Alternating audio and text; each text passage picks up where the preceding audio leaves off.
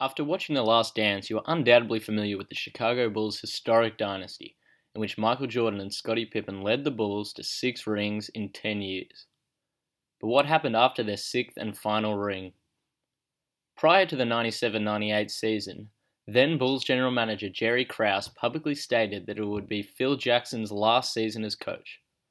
This incited public outrage and led players, including Michael Jordan, to proclaim that they would leave next season if Phil wasn't coaching.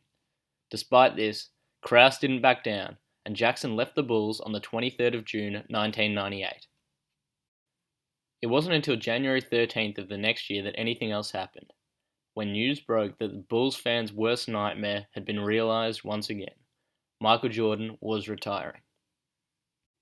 2 days after the Jordan news, Tim Floyd was hired as the new coach of the Bulls. Interestingly, Floyd won a total of 49 games in his 4 seasons as coach, 11 less than Phil Jackson won in his last regular season as coach. Although Floyd did coach in 2 shortened seasons, and you could say he had a roster slightly worse than Jackson's. As the start of free agency began, so did a flurry of changes to Chicago. On January 21st, 1999, Cornell David and Charles Jones were signed, and former role players Judd Buechler and Joe Klein were released by the Bulls. Buechler provided a shooting boost off Chicago's bench during their championship run, while Klein played a minor role in the team's success, not playing a single minute in the playoffs, but did start a game during the season. On the same day, Dennis Rodman was also released. This was likely partially caused by his attitude, as shown in The Last Dance, where he displayed a blatant disregard for the rules, missing practices on numerous occasions, such as when visiting Vegas and appearing in the WWF. But more realistically, Rodman's age did not line up at all with what the Bills were trying to achieve during their rebuild, so he had to go. The final transaction of the 21st came when Steve Kerr was traded to the Spurs for Chuck Person and a 2000 first-round pick, which they later used to select Dalibor Bogaric. Despite his elite shooting, Kerr did not fit the rebuilding age of the Bulls, and his trade value was simply too great to pass on. At this point, it became clear that there would be no attempt at a 7th ring, and it appeared imminent that Scottie Pippen would be departing shortly. This was realized on the 22nd of January, when Pippen was traded to the Houston Rockets for Roy Rogers and a second-round pick, which they used to select Jake Vukushi.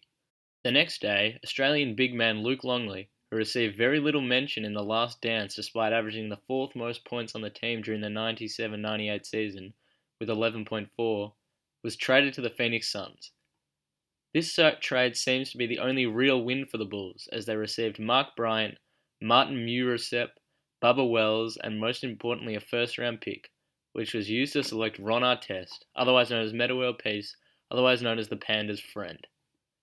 Despite only a short run with the Bulls, Artest is highly regarded as a quality NBA player and could have been even better if his temper was managed better.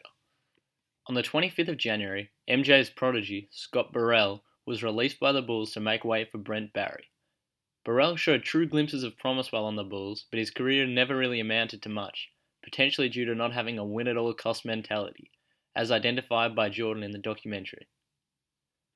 Interestingly, Roy Rogers, the player involved in the Pippen trade, was waived by the Bulls on the 1st of February 1999 without playing a single game. The only players who remained with the Bulls after the 97-98 season were Ron Harper, Tony Kukoc, Bill Wennington, Keith Booth, Randy Brown, Rusty Leroy, and Dickie Simpkins. So did this newly assembled team fare well? No, absolutely not.